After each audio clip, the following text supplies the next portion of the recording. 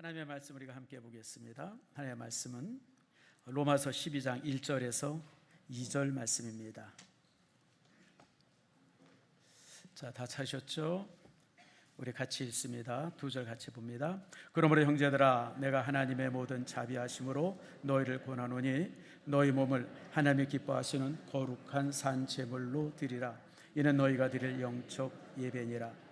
너희는 이 세대를 본받지 말고 오직 마음을 새롭게 함으로 변화를 받아 하나님의 선하시고 기뻐하시고 온전한 뜻이 무엇인지 분별하도록 하라. 아멘. 기도하겠습니다. 하나님 감사합니다. 오늘 주께서 사랑해 주셔서 또 우리 사육하 또 이제 오예나 이렇게 세례받게 하심을 너무 감사합니다. 주의 교회에 날마다 새 생명이 가득 차게 하시고 특별히 다음 세대를 키워내에 있어서 정말 힘을 다하는 아름다운 교회 되게 해 주시옵소서. 우리 교회 청년들, 학생들, 아버지 수련회 또 성경학교 어제부로 다 마쳤습니다. 저들이 교회뿐 아니라 이 민족의 미래가 될 줄 믿습니다. 하나님 축복해 주시고 수고하고 애쓴 선생님들과 교육자들 복의 복을 은총의 은총을 더해 주시옵소서. 고마우신 아버지 감사합니다. 오늘 이 시간 아버지 하나님 질병으로 인해서 이런저런 아픔으로 인해서 교회에 오지 못한 성도들이 있습니다. 그러나 이제 영상으로 예배합니다. 우리 김백수 집사님, 정직한 청년 김동희 집사님, 이제 이렇게 영상으로 예배할 때 저들에게 같은 은혜로 함께 해주시고 말씀의 은혜와 말씀의 권세가 저들을 치유하는 축복 내리워 주시옵소서. 오늘 이 시간 말씀이 우리를 변화시켜 주시고 말씀이 우리를 새롭게 해주시기를 소망하며 예수님의 이름으로 기도드립니다. 아멘. 자, 우리 옆사람과 한번 먼저 우리 교회 우리 표를 한번 제창합시다. 샬롬 샬롬. 우리 옆사람과 인사합니다. 축복합니다. 사랑합니다. 지금 아주 웃으면서 정말 많이 사랑합니다. 여러분이 삼복더위에 우리 성도들과 이렇게 아름답게 나눠지는 그런 이렇게 축복들이 있기를 바랍니다. 몇 년 전부터 TV를 보다 보면 가끔 예능 프로그램에 나오는 단어가 있어요. 저같이 생긴 사람들을 향해서 그 사람이 예수를 믿든지 안 믿든지 상관없이 교회 오빠 같다. 가끔 들어보죠. 또 다른 말도 있어요. 또 뭐 있죠? 교회 누나 같다. 참 세상 사람들이 교회에 대해서 얘기할 때 부정적으로 얘기하는 게 참 많은데 근데 요거는 굉장히 아주 긍정적인 용어들이에요. 그러니까 어떤 사람을 만나는데 그 사람이 굉장히 친절하고 예의 바르고 반듯하고 술, 담배 안 하고 노름이라든지 이런 거 안 하고 또 이제 배려심도 많고 또 이제 나름대로 또 친절하고 후배들 이렇게 잘 챙겨주고 뭐 이러고 그러면 그런 사람들을 향해서 교회 오빠 같다. 또 교회 누나 같다. 이렇게 이제 보통 말합니다. 참 저는 가끔가다 그런 걸 이렇게 이 TV에서 보다가 참 신기하다. 그러나 또 이제 참 좋기도 해요. 사실 세상 사람들이 교회를 얘기할 때 어떻게 해서든 시비하려고 그러고 뭔가 흠잡으려고 그러고 그러는데 이 용어만큼은 지금 우리 사회 안에 아주 잘 이렇게 안착되어 있는 좋은 단어입니다. 우리 옆에 있는 우리 남자 성도들 한번 봅시다. 교회 오빠 같아요? 지금 아닌 것 같아요? 네, 우리 교회 장로님들 보세요. 안수 집사님 보세요. 전형적인 교회 오빠입니다. 오늘 예배 마치고 밥 사달라고 그래서 바로 사주지. 교회 오빠입니다. 반대로 우리 여성도들 한번 봅시다. 교회 누나들 같아요? 까칠해요? 다 교회 누나 같죠. 여러분 진짜 다 착해. 저는 그래서 참 이게 보기 좋다. 참 또 좋은 용어고 또 긍정적이다라고 싶은 생각을 합니다. 사실 그러다 보니까 또 이제 많은 교회 성도들이 스스로 자신을 교회 오빠처럼 또 교회 누나처럼 이렇게 만들어 가려고 애쓰기도 합니다. 이게 나쁜 거 아니에요. 너무너무 좋은 것이죠. 그리고 이제 긍정적이기도 하고 또 세상 사람들이 그렇게 참 친절한 사람들, 착한 사람들을 향해서 교회 오빠 같다 그렇게 표현하는 모습이 되게 보기 좋더라고요. 또 교회 누나 같다라고 하는 표현도 마찬가지입니다. 그런데 이제 그건 사실이긴 하지만 근데 이제 그게 다는 아니죠. 우리가 그것만이 신앙인들의 어떤 그 모습의 전부다라고 생각하면 그건 조금 이제 우리가 못 미치는 부분들이 좀 있어요. 그래서 오늘 이 시간에 교회 오빠나 교회 누나라고 불려지는 것보다도 훨씬 더 높은 수준의 이 신앙과 삶을 요구하는 하나님의 말씀을 통해서 우리가 이제 같이 함께 말씀을 나눠보려고 합니다. 바로 이제 오늘 우리가 읽은 이 로마서 12장이 바로 그 말씀입니다. 이 사도 바울이 편지를 쓸 때 사도 바울의 편지는 패턴이 있습니다. 여러분 우리 사람들이 편지를 쓴다든지 말을 한다든지 뭐 이러고 그러면 그 사람들만의 어떤 독특한 패턴들이 있잖아요. 바울의 편지가 그런 패턴이 있어요. 바울은 언제나 지금 로마서를 우리가 읽었지만 로마서 다음에 고린도 전서, 후서, 갈라디아서, 무슨 에베소서, 빌레몬서, 바울이 쓴 수많은 편지들인데 그 편지는 항상 둘로 나눠져요. 어떻게 나눠지냐면 전반부는 교리에, 신앙에 관한 부분들입니다. 우리가 어떻게 예수를 믿는지, 어떻게 우리가 구원받은지, 우리가 어떻게 하나님의 백성이 되는지, 이런 부분들이 항상 전반부에 있어요. 그리고 후반부에 가면 그러면 우리는 어떻게 살아야 되나, 이게 참 중요한 겁니다. 우린 종종 교리만 중요하다고 생각하는데 아니에요, 여러분들. 우리가 예수 믿는 것이 삶으로 표현되어져야 돼요. 보통 이제 이제 좀 신비 종교나 이런 종교들이 있어요. 그런 종교는 아주 비밀스러운 교리를 가지고 감추고 있어요. 그리고 그것을 드러내지 않으려고 막 애를 써요. 여러분, 그건 잘못된 종교입니다. 그거는 아주 이상한 것들이죠. 진짜 신앙은요, 내가 믿는 믿음이 삶으로 그냥 드러나야 돼요. 보여져야 돼요. 그래서 사도 바울의 편지는 항상 후반부에는 그런 부분들이 이제 기록이 돼 있어요. 그래서 이 성경을 읽다 보면 이게 바울의 편지다 딱 드러나죠. 그래서 보통 이제 사도 바울의 편지가 12권이냐 13권이냐 얘기할 때 항상 논의되는 책이 뭐냐면 히브리서입니다. 왜냐하면 히브리서는 사도 바울의 이 전형적인 이 편지의 패턴과 다릅니다. 그래서 많은 사람들이 히브리서는 사도 바울이 기록하지 않았을 것이다. 그럼 히브리서를 도대체 누가 썼을까? 여러 가지 이론들이 많아요. 어떤 사람들은 디모데가 썼다고 그러는 사람도 있고, 또 어떤 사람은 아볼로가 썼다고 그러기도 그러고, 바울이 쓰지 않은 것은 분명한데 그럼 누가 썼을까? 이렇게 논의되는 이유가 그 패턴 때문에 그렇습니다. 지금 바울의 편지가 그래요. 로마서 1장부터 11장까지는 예수님이 누군지, 그분의 죽음이 우리와 무슨 상관이 있는지, 그리고 그분에 의해서 우리가 어떻게 하나님의 사람이 되었는지, 이 부분을 자세하게 기록이 되어 있고, 그 기록의 정점이 로마서 8장입니다. 로마서 8장은요, 성경 중에 성경입니다.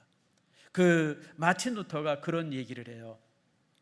세상에 불이 나가지고 그냥 모든 게 다 탔어요. 성경도 다 불탔어요. 근데 딱 두 부분만 있으면 기독교는 다시 만들어진다. 그게 어디냐면 로마서 8장과 그리고 이제 산상수훈, 마태복음 5장, 6장, 7장, 요 두 권의 책만 있으면 기독교는 다시 세워질 수 있다라고 얘기해요. 그런데 더 불이 나가지고 한 권의 성경마저 불타버리면, 그리고 딱 한 권만 남는다 그러면 그것이 로마서 8장이라는 겁니다.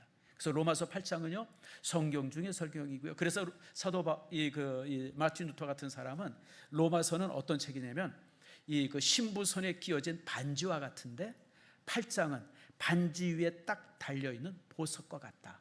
그래서 여러분, 로마서 8장은 오늘 집에 가셔서 여러분들 이 더운데 괜히 왔다 갔다 하지 마시고 로마서 8장을 한번 자세하게 몇 번이고 읽어보세요. 그러면 그 은혜가 클 겁니다. 이제 그렇게 해서 이제 교리 부분을 11장에 다 마쳤어요. 그리고 12장에 딱 넘어와서는 그럼 이제 이렇게 믿는 사람들, 예수 그리스도의 피로 구속받아서 하나님의 백성이 된 사람은 이 땅에서 어떻게 살아야 되느냐,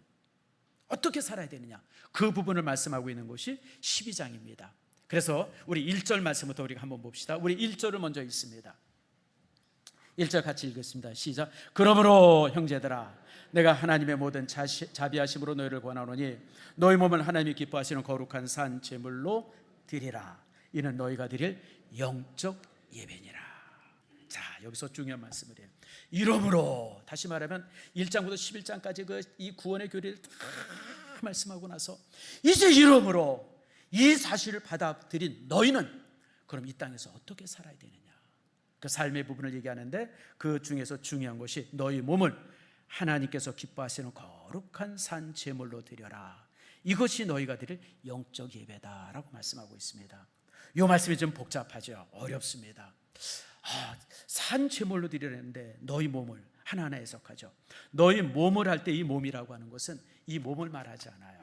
우리의 생활을 말합니다. 삶을 말합니다. 따라합시다. 말하고 듣고 판단하고 이런 모든 것들, 행동하고 어디 가고 오고 하는 이런 모든 삶의 모습들, 우리가 살면서 가졌던 모든 삶의 정황들, 그 어떤 현장, 이것이 바로 이제 너희 몸이에요.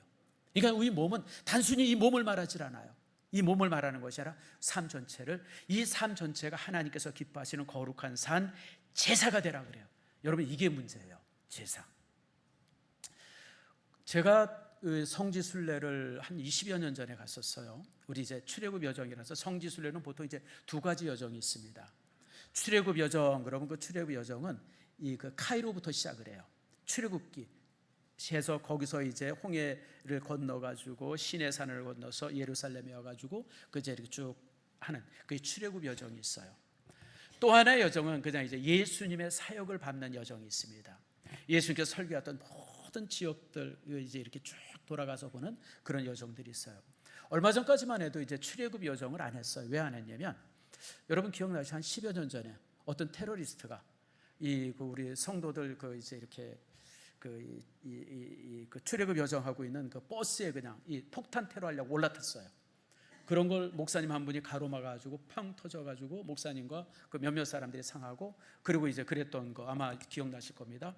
그리고 나서부터는 이제 출애굽 여정이 없어졌어요. 그러다가 이제 요즘에 이제 다시 시작을 합니다. 이제 보통 이제 출애굽 여정인데, 그 출애굽 여정을 갔다가 카이로에서 이제 1박을 하게 됐습니다. 카이로에 뭐가 있냐면, 예수님께서 숨었던, 예수님께서 이렇게 이렇게 그 헤롯의 칼을 피해서 부모들이 이제 이렇게 카이로에 와서 이제 머무는데, 그 머문 장소가 지금 교회로 남아 있습니다.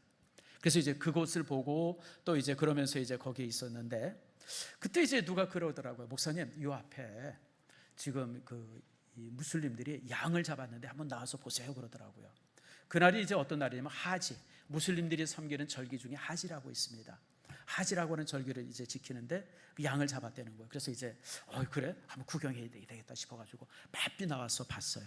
근데 이미 이제 양은 치워졌는데 피가 홍건히 고이는데, 저는 그때 피비린내를 처음 맡아봤어요.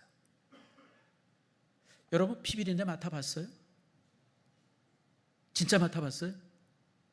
우리가 먹는 고기, 돼지고기, 소고기는요, 여러분, 우리 오기 전에 피가 다 뽑아져서 옵니다. 피를 다 뽑고, 그래서 이제 오는 고기이기 때문에 우리가 피비린내를 모르는데, 나는 피비린내가 그렇게 역겨운 줄을 처음 알았어요. 그냥 막 냄새 맡는데 그냥 너무 끔찍한 냄새, 그리고 막 그냥 이렇게 구토가 나오려고 그러고, 그래서 이게 피비린내가 이게 참 이런 냄새구나. 그때 제가 처음, 그리고 이제 마지막으로 한번 경험했던 기억이 납니다.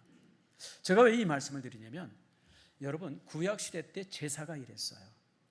구약시대 때 제사를 지리기 위해서 만약에 이제 양을 한 마리 가져온다 그러면 제단 옆에서 제사장이 그 양을 죽입니다. 피를 다 뽑습니다. 그래서 그 피를 제단에다 뿌립니다. 그리고 이 가죽을 벗깁니다. 그리고 이제 사각으로 각을 만듭니다. 팔, 다리 이런 거 다 잘라내고 목 잘라내고, 그리고 나서 그 몸통 사각으로 된 걸 딱 제단에 놓고서 살려서 불태워서 제사를 지내요. 그러니까 여러분들, 이 구약의 제사는요 끔찍했어요. 피비린내 진동하고, 동물의 그 울부짖는 소리 진동하고, 그게 하루에 무슨 한 마리만 잡습니까? 하루에 제사를 5번 6번 드리게 되어지면요, 여러분 상상을 해보세요. 얼마나 끔찍한데. 그게 제사예요. 그게 제사예요. 우린 제사 그러면 쉽게 얘기하는데요, 구약시대 때 제사는 끔찍했어요. 그런데 오늘 본문에 보니까 제물로 우리 자신을 드리려는 거예요. 여기에 있어서 우리가 종종 이제 이렇게 고민하게 되죠. 끔찍하게 나를 죽이려는 말인가? 여러분, 그건 아니죠. 뭐라고 말합니까? 산제사를 드리잖아요. 제사를 드리되 살아있는 제사를 드리려는 겁니다. 살아있는 제사. 근데 이렇게 산제사가 될 수밖에 없는 이유는 두 가지 이유 때문에 그렇습니다. 첫 번째 이유는요, 이미 예수님이 나를 위해서 죽어주셨기 때문에 그래요. 주님께서 골고다 산에서 십자가에서 모든 피와 물을 흘리고 죽으셨기에 이미 주님의 죽음이 나의 피제사가 됐어요. 그래서 내가 산제사를 드리는 거예요. 나는 다시 죽지 아니하고 살아서 하나님 앞에 제물이 되어지는 거예요. 우린 종종 이제 그런 얘기를 많이 하죠. 특별히 이제 우리 장로님들의 기도나 권사님들 기도를 이렇게 들으면 종종 내가 죽어지지 않아서 이런 기도를 종종 해요. 여러분, 내가 매일 죽어야 된다. 맞아요, 틀려요? 맞다고 생각하는 사람 손 들어보세요. 아니라고 생각하는 사람, 손 없는 사람 손 들어보세요. 나는 생각도 없고 아무것도 없는 사람. 이게 반만 맞아요. 사도 바울이 내가 매일 죽는다고 하는 것은 자기 정욕을 죽이는 거예요. 정욕. 내 속에 울퉁불퉁 솟아나는 이런 어떤 그 욕심들 있잖아요. 죄된 욕심들. 그건 죽여야 되죠. 예를 들면요, 제가 저번에 한번 이 설교 시간에도 얘기를 했어요. 내가 한 4, 5년 전에 저는 드라마 잘 안 봅니다. 근데 어쩌다가 이제 한 번씩 보는데, 근데 드라마를 이렇게 TV 채널을 돌리다가 드라마가 탁 나왔는데 거기에 남자 여자 둘이서 뭐 이렇게 대화를 하는 장면이 나오더라고요. 근데 이 두 놈들이 바람 피우는 거예요. 유부녀고 유부남인데 이놈의 새끼들이 바람을 피워요. 근데 남자 놈이 여자한테 탁 그때 누구씨 그러더니 우리 감정에 충실합시다. 이 얼마나 웃기는 대사예요. 감정에 충실하면 뭐가 되죠? 감정에 충실하면 뭐가 돼요? 개 되죠. 개 되고 돼지 되고 짐승 되죠. 여기 아침에 이렇게 운전하고 교회 오신 분들, 만약에 감정에 충실하다 그러면 몇 명 죽였어요? 최소한 여기 교회 오는 동안 3, 4명은 죽였을 거예요. 하루 종일 운전하면 10명 이상 죽입니다. 여러분, 내가 죽여야 된다고 하는 것은 내 속에 있는 죄의 욕심들이에요. 죄의 감정들, 우리의 의지를 죽이거나 우리가 가지고 있는 어떤 이제 열망을 그게 아니에요, 여러분. 여러분, 그건 살아 있어야 돼요. 세상에 여러분들, 우리 믿음의 사람들이 어디 가서 의기소침하고 어디 구석에나 앉아 있고, 난 그거 되게 싫어요. 여러분, 하나님께서 우리를 향해 주신 명령이 뭐예요? 따라합시다. 땅을 정복하라, 다스리라. 여러분, 이거는 우리가 가져야 될 열망이에요. 우리가 정말 세상 안에서 뭘 하든지 간에 항상 제일 높은 곳에 서야 되고, 뭘 하든지 간에 우리가 정말 최고가 되려고 애를 쓰고, 왜냐하면 주께서 우리에게 주신 명령이 정복하고 다스리라 아니에요. 믿음의 사람들이 어디 가서 다 구석에 앉아가지고 그거 겸손 아니에요, 여러분들. 나는 그런 모습 싫어요. 여러분들이 어떤 일을 한다, 최선을 다하려고 애쓰세요. 여러분 혹시 정치하는 분 여기 계세요? 목표를 항상 가세요. 대통령 되려고 목표를 가지세요, 여러분들. 여러분 직장 다녀요? 여러분, 내가 정말 여기서 회장까지 되겠다, 이런 욕심 가지세요, 여러분들. 그건 절대 잘못된 게 아니에요. 하나님께서 우리로 하여금 그렇게 되라고 명령하셨어요. 그런데 뭘 죽여야 돼요? 내 속에 있는 정욕은 죽여야 돼요. 내가 회장은 돼야 되지만 다른 사람 짓밟고, 다른 사람 막 그냥 엉망으로 만들고 그냥 부셔버리고, 그냥 이거는 죽여야죠, 여러분들. 내가 높이 올라가더라도 정직하게 올라가야 되고, 내가 뭔가 성공해도 반듯하게 성공해야죠. 그래서 여러분, 여기 주게 된다고 하는 것은 바로 그런 것을 말합니다. 이렇게 우리가 이 땅에 사는 동안 정말 우리가 하나님 앞에서 반듯한 삶을, 이제 의욕 있는 삶을 사는 것, 이렇게 살아가는 것을 오늘 성경은 영적 예배라고 말합니다. 그게 이제 여러분 산제물입니다. 그래서 산제물이라고 하는 것은 우리의 일상의 삶이에요. 내 매일의 삶, 이를 가장 잘 모범적으로 보이고 우리에게 이제 뭔가 이렇게 예시가 됐던 분이 하나 있습니다. 그분이 누구냐면 칼빈입니다. 칼빈은요, 항상 책상 앞에 글을 하나 딱 써서 붙였어요. 너무 잘하는 말씀이죠. 여러분 따라합시다. 코람 데오. 이 데오라고 하는 것은 신이라고 하는 뜻이에요. 데우스 이러면 이제 신입니다. 에쿠우스 그러죠. 우스가 이제 라틴어로 말하면 이제 이 주격이에요. 데오 그러면 누구누구의 일종의 이제 소유격이죠. 코람 데오 그러면 하나님 앞에서, 이런 뜻이에요. 그러니까 칼빈은 항상 무슨 생각을 했냐면, 내가 공부를 해도 누구 앞에서 해요? 하나님 앞에서 하는 거예요. 내가 어디 가서 설교를 해도, 제가 이렇게 설교를 하는데 이 설교가 여러분에게 하는 게 아니라 지금 하나님 앞에서 하는 설교예요. 여러분 지금 설교를 듣는데 목사님 앞에서 설교를 듣는 게 아니라 누구 앞에서 설교를 들어요? 하나님 앞에서 듣는 거예요. 내가 지금 밥을 먹어요. 내가 친구랑 대화를 해요.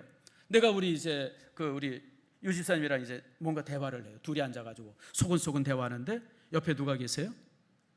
하나님이 계시는 거예요. 하나님이 계세요. 아멘 하세요?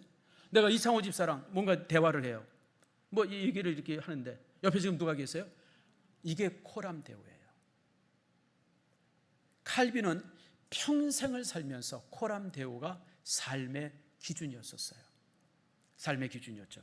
근데 이 말씀은 사실 칼빈이 만든 말이 아니에요. 이 말씀은 이미 성경 안에 있습니다. 성경 안에, 자, 여러분 볼까요? 시편 139편 1절과 8절 안에 있습니다. 같이 한번 읽어봅시다. 시작. 여호와여, 주께서 나를 살펴보셨으므로 나를 아시나이다. 내가 하늘에 올라갈지라도 거기 계시며 수월에 내 자리를 펼치라도 거기 계시니이다. 하늘, 저 높은 하늘, 우주 공간에 있어도 거기에 누가 있어요? 하나님이 계세요. 내가 스월이라고 하면서 지옥을 말합니다. 지옥의 맨 밑바닥에 떨어질지라도 거기 하나님이 나와 함께 하십니다. 이게 하나님께서 우리에게 주신 말씀이에요. 하나님께서는 우리가 이처럼 어디가 있든지 무엇을 하든지 간에 하나님 안에 앞에 있기를 우리에게 요구합니다. 이런 요구들이 성경에 많죠. 창세기 17장 1절에 하나님께서 아브라함에게 주신 말씀입니다. 자, 한번 같이 읽어봅시다. 시작. 나는 전능한 하나님이라. 너는 내 앞에서 행하여 누가 앞에서요? 내 앞에서. 밥을 먹어도 누가 앞에서 먹어요? 하나님 앞에서. 요리를 해도 누가 앞에서 요리를 해요? 하나님 앞에서.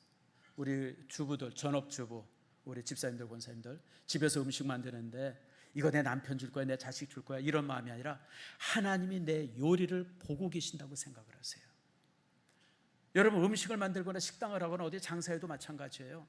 내가 얼마 이익을 봐야 되고 얼마 말 잘하고 이거 아니에요. 여러분들, 하나님께서 내가 저 사람과 흥정을 할 때 하나님께서 내 흥정을 옆에서 보신다고 하는 마음이 있어야 돼요. 그게 코람대우예요. 여러분, 우리가 이렇게 살 때 하나님께서 얼마나 우리를 기뻐하겠습니까? 사실 구약에 보면 이렇게 산 사람들의 모습이 참 많죠. 여러분, 그 유명한 에녹의 예를 보세요. 창세기 5장 20절에 보면 에녹은 어떤 사람이에요? 에녹은 따라합시다. 에녹은 하나님과 동행하여. 에녹은 평생 하나님과 동행했어요. 친구처럼 옆에 항상 같이 다녔어요. 더 유명한 얘기가 요셉의 얘기죠. 요셉은 여러분 잘 아는 것처럼 형님의 모함에 의해 가지고 팔려가지 않습니까? 그리고 노예가 되어집니다. 여러분, 그 노예라고 하는 삶이 얼마나 비참하고 참 그렇겠어요. 그냥 망그러진 삶이죠. 근데 요셉이 잘생겼어요. 반듯해요. 그러니까 그 당시 주인이 이제 보디발이라고 하는 시위 대장인데, 다시 말해 요즘 말하면 경호 대장입니다. 경호실장. 경호실장 집에 이제 노예로 들어가서 사는데, 근데 이제 경호실장의 아내가 이 요셉만 볼 때마다 그냥 눈짓을 주고 그냥 막 그러는 거예요. 그러더니 어느 날 요셉이 뭔가 보고할 일이 있어가지고 내실에 들어가니까 이 여자가, 참 여자들이 무서워요. 남자들 다, 종들 다 내보내고, 그리고 요셉만 딱 들어오니까 탁 붙은 거예요. 요셉 씨, 아무도 없어요. 우리밖에 없어요. 그러면서 그냥 거시기 하자고. 그럴 때 요셉이 뭐라 그랬는지 아세요? 자, 봅시다. 창세기 39장 9절 말씀입니다. 같이 읽어봅시다. 시작. 내가 어찌 이 큰 악을 행하여 하나님께 죄를 지으리까? 지금 보디발의 아내는 요셉과 나 둘이만 있으니까 걱정하지 말라고 그러는데, 요셉은 자신의 옆에 누가 있는 줄 알아요? 하나님이 계신 줄 아는 거예요. 하나님이 옆에 계신데 내가 어찌 이 큰 죄를 짓겠냐고. 그리고 옷을 벗어던지고 도망치죠. 그리고 나서 이제 그 아내가 그냥 요셉을 또 고발하지 않습니까? 저놈이 나 추행하려고 그래가지고 내가 저 옷만 이렇게 그냥 뺏었습니다. 그래가지고 감옥살이를 하잖아요. 그래도 변함이 없었어요. 이게 하나님 앞이에요. 여러분, 손해봐도 괜찮아요. 좀 잃어버리면 좀 어때요? 욕먹을 수도 있어요. 사람들 앞에 손가락질 받을 수 있어요. 그래도 여러분들, 하나님 앞에 부끄러움이 없어야 돼요. 반면에 이제 여러분이 너무 좋아하는 다윗은 정반대의 삶을 살았던 사람입니다. 다윗은 뭐 기도도 많이 했고 또 의지도 많이 했지만, 이 다윗의 약점이 하나 있어요. 왕이 되니까 눈이 가려진 거예요. 지금 부하들이 저 암몬성에 앞에 가가지고 지금 이제 막 전쟁을 하고 있는데 다 나가 있는 틈에 다윗이 이제 느지막하게 일어났어요. 아마 점심 먹을 때쯤 일어난 것 같아요. 그래가지고 심심한데 뭐 볼 것 없나. 거기서 물 끓는 소리가 들려요. 뭔가 그러고 봤더니 웬 여인이 목욕하고 있어요. 야, 쟤 누구냐? 얘 그 우리아의 아내인데, 어휴, 야 이쁜데, 야 데리고 들어와. 이래가지고 간통을 저질렀어요. 아무도 모르죠. 그런데 이게 문제가 생겼어요. 무슨 문제가 생겼냐면 이 밧세바가 임신을 해버린 거예요. 임신을. 그래가지고 이제 이 통지가 온 거예요. 다윗한테. 왕이여, 제가 임신했습니다. 그러니까 다윗이 그냥 아이고 이거 봐라 큰일 났구나 싶어가지고, 그러니까 이제 이게 어떻게 되나 잔머리를 굴린 겁니다. 그래서 잔머리를 어떻게 굴리냐면 이거 이제 그 요압한테 편지를 보내가지고 우리아한테 이런저런 그 이제 그 전황의 소식을 전하는 편지를 가지고 나한테 오라 그래라. 그래서 이제 우리아를 불러드립니다. 그래서 우리아한테 이제 전황의 얘기를 듣고 또 여러 사람들이 죽습니다. 뭐 그런 전화를 듣고 아이고 뭐 그러고 나서는 우리아한테 뭐라 그러냐면 밤 늦었으니까 집에 가서 자고 그리고 전쟁터에 가라고 집으로 보내요. 근데 우리아가 올 곳은 군인이에요. 지금 전우들이 다 전쟁터에 있는데 내가 어떻게 내 집에 들어가서 아내와 같이 동침할 수 있습니까? 그러고선 집으로 가지 않고 성문 앞에서 군존들 막사에서 잠자고 가겠다는 거예요. 몇 번을 했는데도 우리아가 변함이 없어요. 근데 우리아를 다시 부르죠. 편지를 하나 써서 보내요. 그 편지 내용이 뭐냐면 전쟁을 하는데 우리아를 맨 앞에서 이 전쟁하게 하다가 그리고 부하들을 그냥 싹 빼버리고 우리아 하나만 남겨둬. 이게 뭐죠? 내 손에 피 안 묻히고 사람 죽이는 거잖아요. 그걸 은밀하게 명령하는데 그 편지를 누구 손에 쥐어주냐면 우리아 손에 쥐어주는 거예요. 그래서 우리아는 자기 죽이라고 하는 편지를 가지고 요압한테 갔어요. 또 요압이 보니까 또 요압이 또 머리가 얼마나 비상합니까? 아, 이게 우리아 죽이려는 모양이구나. 딱 알아채죠. 그래서 우리아가 죽어요. 감쪽같죠. 완전 범죄가 됐어요. 그리고 이제 밧세바는 자기 첩으로 또 이제 아내로 이제 받아들인 거예요. 근데 여러분 이 사실을 누가 알아요? 누가 알아요? 하나님이 알아요. 그래가지고 나단 선지자가 와가지고 그냥 불같이 야단을 치잖아요. 그때 이 다윗이 완전히 무너지면서 하나님 앞에 기도하는데 그때 회개했던 기도가 시편 51편입니다.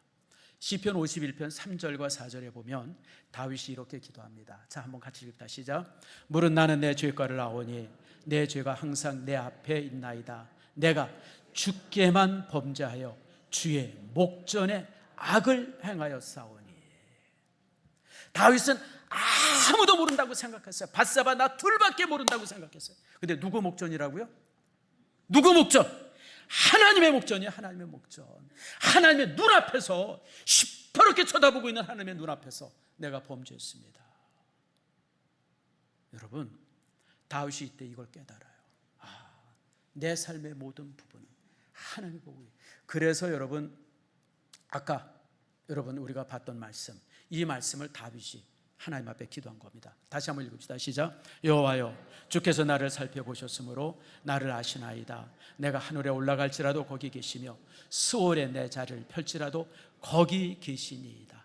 아멘. 이전에는 숨어서 하면 하나님이 모르는 줄 알았어요. 가리고 하면 하나님이 못 보는 줄 알았어요. 감쪽같이 하면 아무도 모르는 줄 알았어요. 근데 내가 무엇을 하든지 항상 나는 누구 앞에 있어요? 하나님의 목전에 있어요. 여러분들 아멘 하십니까? 그러므로 여러분들 우리가 이렇게 정말 하나님, 항상 하나님이 나와 함께 하신다고 하는 사실을 인식하고 사는 순간, 그 순간이 바로 내가 살아있는 예배를 드리는 시간이에요. 오늘 여러분들이 여기서 예배하고 있어요. 오늘 예배할 때 내가 예배하는데 내 앞에 지금 하나님이 계십니다라고 하는 신전의식을 여러분들이 그대로 느끼고 있으면 지금 여러분은 영적 예배를 드리고 있는 거예요. 하나님 앞에 예배하는 겁니다. 그리고 그 몸을 가지고 하나님 앞에 지금 예배하는 거예요. 물론 성공하면 너무 좋죠. 우리가 회사 나가든지 직장 생활하든지 이런 여러 모습에서 정말 믿음대로 살고 말씀대로 살면서 잘 살고 그랬으면 얼마나 참 좋겠어요. 근데 그러지 못할 때가 많아요. 어떤 때는 뜯기기도 하고 찢기기도 하고 욕먹기도 하고 고민하기도 하고 부딪히기도 하고. 괜찮아요. 그래도 우리가 그런 순간에도 내가 하나님 앞에 서려고 하는 애씀이 있으면 그것이 바로 여러분 영적 예배 자리, 여러분 우리의 살아있는 예배 자리가 된다고 하는 거 기억하세요. 꼭 성공해야만 되는 것 아니에요. 실제 저도 마찬가지입니다만 우리가 신앙 안에서 승리하는 게 그렇게 많지 않잖아요. 신앙 안에서 살려고 애를 쓰지만 잘 안 되잖아요. 안 돼도 괜찮아요. 여러분들의 애씀만 있어도 하나님께서는 받으세요. 아멘 하십니까? 여러분들의 눈물을 주께서 받으시고 여러분들의 고민을 주님께서 받으신다고 하는 겁니다.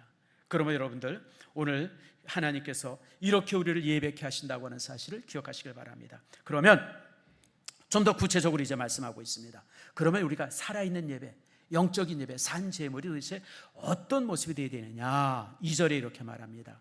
자, 2절 말씀을 같이 한번 읽겠습니다. 시작. 너희는 이 세대를 본받지 말고 오직 마음을 새롭게 함으로 변화를 받아 하나님의 선하시고 기뻐하시고 온전하신 뜻이 무엇인지 분별하도록 하라. 세 가지를 말씀하고 있습니다. 단순히 착하고 선한 사람만 돼서는 부족하다. 그것만 가지고는 부족하다. 여러분, 사실 우리가 착하게 살고 선하게 살고 참 그러기가 쉽지 않죠. 여러분, 이 세상 안에 살면서 이 세상에 얼마나 이익이라든지 이런 것에 민감한 사회입니까? 이 안에서 우리 믿음의 사람들이 정말 이렇게 믿음대로 살려고 하는 것이 되게 불편함이 많습니다. 자, 여러분, 그래서 이 불편함이 많다고 하는 것은 내가 그만큼 아주 신앙 안에서 잘 살고 있는 거예요. 그런데 그것만 가지고는 부족한 거예요.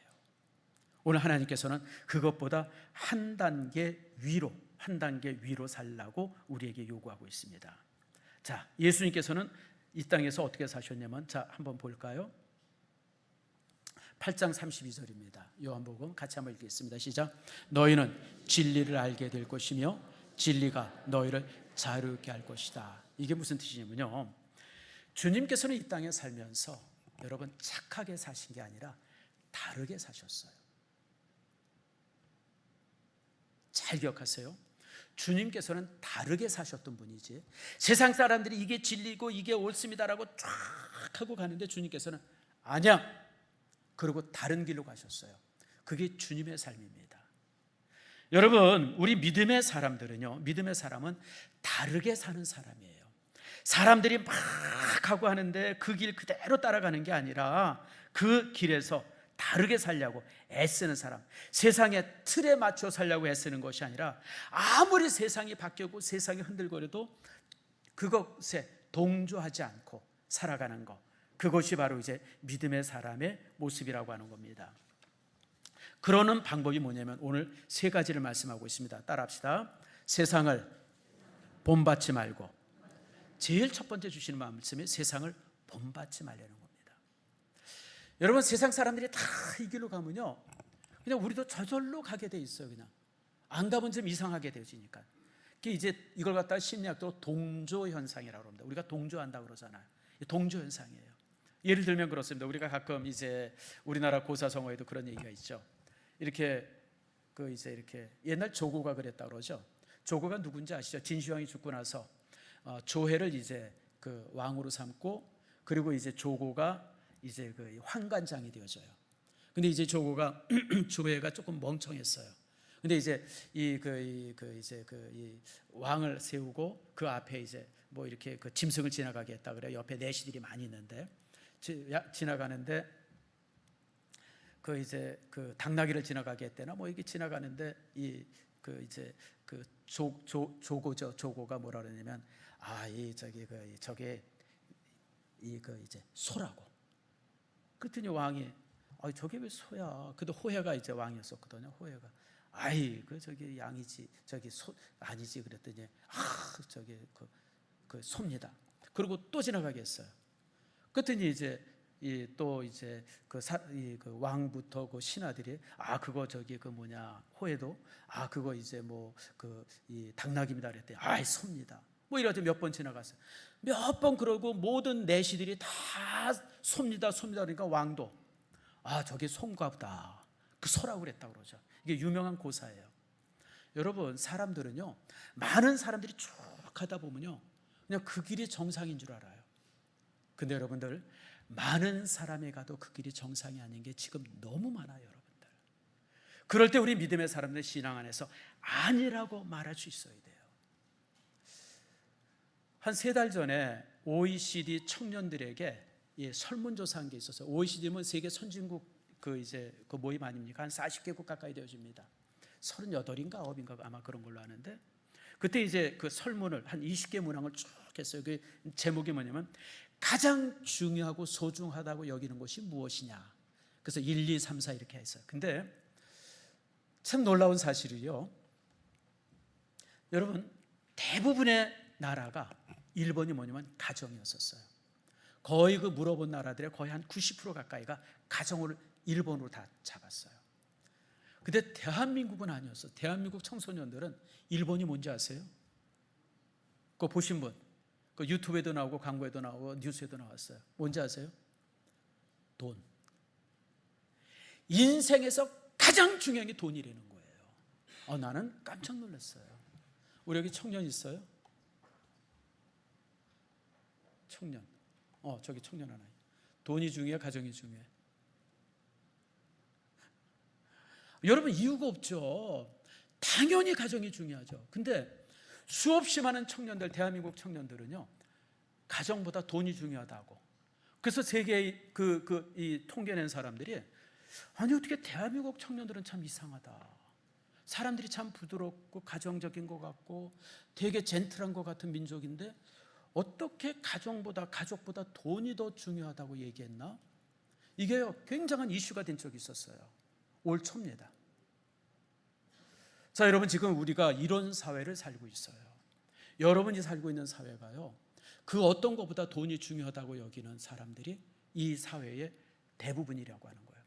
이 사회 속에서 우리는 아니야, 돈보다 더 중요한 것이 있어요. 가정이 더 중요하고 가족이 중요하고 신앙이 중요하고 돈보다 교회가 더 중요하고, 이런 것을 담대하게 얘기할 수 있는 용기, 이게 다르게 삶이고요.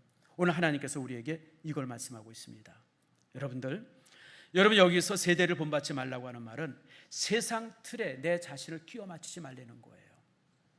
우리는 세상의 틀에 자신을 끼워 맞추려고, 세상의 가치관 속에 자신을 끼워 맞추려고 막 애를 써요. 아니에요, 여러분들.